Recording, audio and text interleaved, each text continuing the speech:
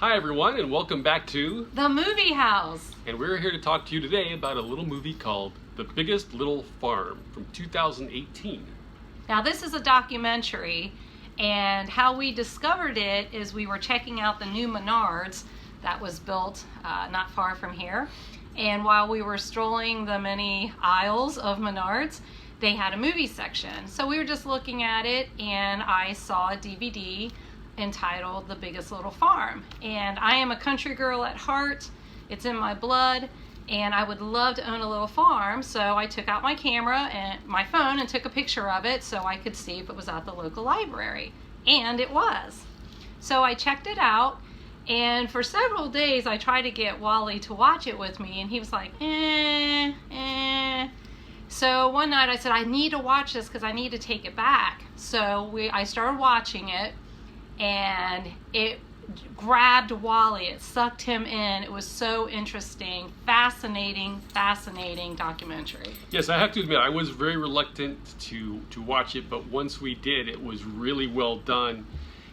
It's a true story, and it takes place over, 7 years? I think 7 years. And it was really, the people were interesting, and again, the challenge that they took on of building this farm. Especially because they are not farmers. Right. They are, the wife, Molly, is a caterer, I believe, and her husband he was a videographer, and he worked a lot with National Geographic, I believe, and other companies, and he would go to Africa and videotape and take shots of the wildlife.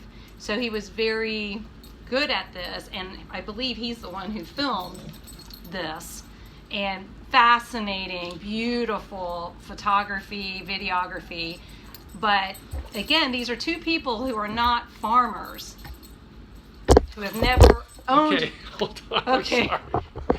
Okay, so we have dogs. As all of you during this coronavirus self-isolation and lockdown, the children are home, so yes, please excuse any bumps or snarls that you might hear.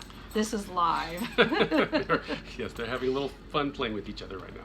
So yes, it was a really well done. The photography and camera work was beautiful of the plants and animals, and the way they put the story together just really grabs you and pulls you into, is this going to work, number one, and number two, how is it going to work? And all of the things that they kept encountering as they were building this farm, once they got something in place, something would come in and mess it up, whether it was the weather or some sort of pestilence or somebody important to their crew, and they just kept forging ahead, right?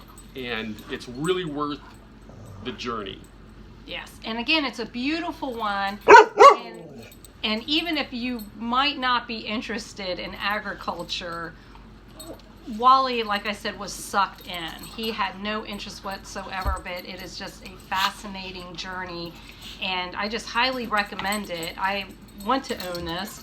I want this to be part of our library, and I'd like to watch it again because there's so much, but it's just fascinating, interesting, definitely family friendly, and you learn so much about the world and how nature works and domestication of animals and plants. It's just really fascinating. Yeah, so check it out. Get it from your local library like we did, or buy it at Menards. Or buy it at Menards.